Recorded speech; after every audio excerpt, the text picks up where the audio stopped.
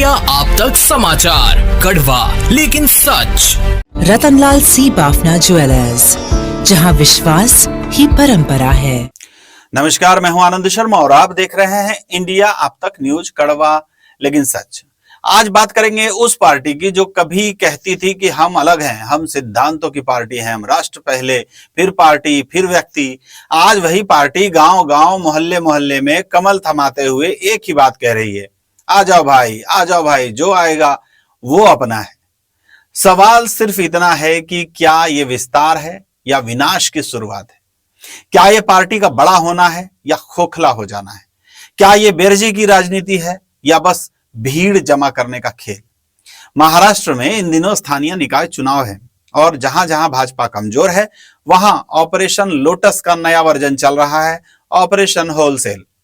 कांग्रेस का नगर सेवक, ठाकरे गुट का पदाधिकारी, शरद पवार गुट का जिला अध्यक्ष, सबके हाथ में कमल, गले में भगवा शाल।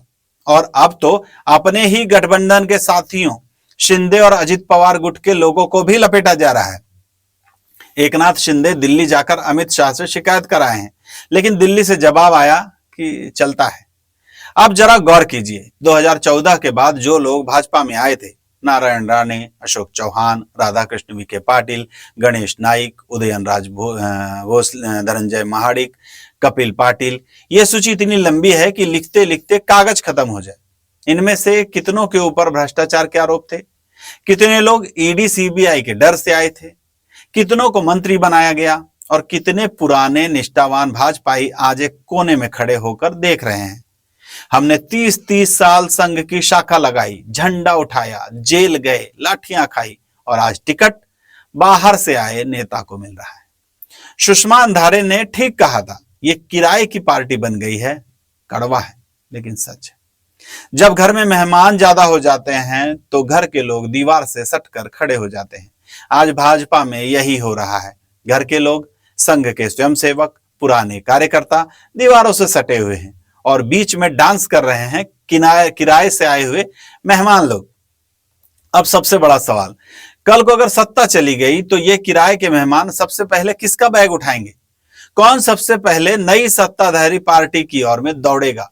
क्योंकि जो सिद्धांत के लिए नहीं आया वो सिद्धांत के लिए रुकेगा कैसे? जो सत्ता के लिए आया है वो सत्ता के लिए ही जाएगा। भाजपा कहती है कि हम कैडर बेस्ड पार्टी हैं, हम किसी एक नेता पर निर्भर नहीं हैं। सही है, लेकिन जब कैडर ही नाराज हो जाए, जब कैडर को ही लगने लगे कि अब हमारी जरूरत नहीं, तो फिर वो कैडर क्या करेगा? चुप रहेगा या एक दिन चुपके से अपना रास्ता देख लेगा?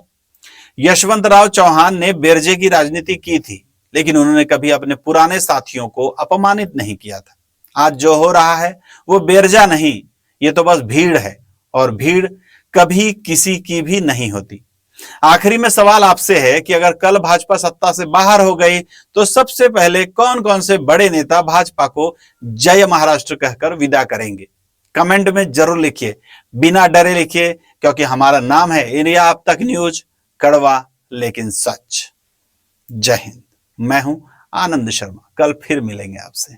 नमस्कार। इंडिया आप तक समाचार, कड़वा लेकिन सच।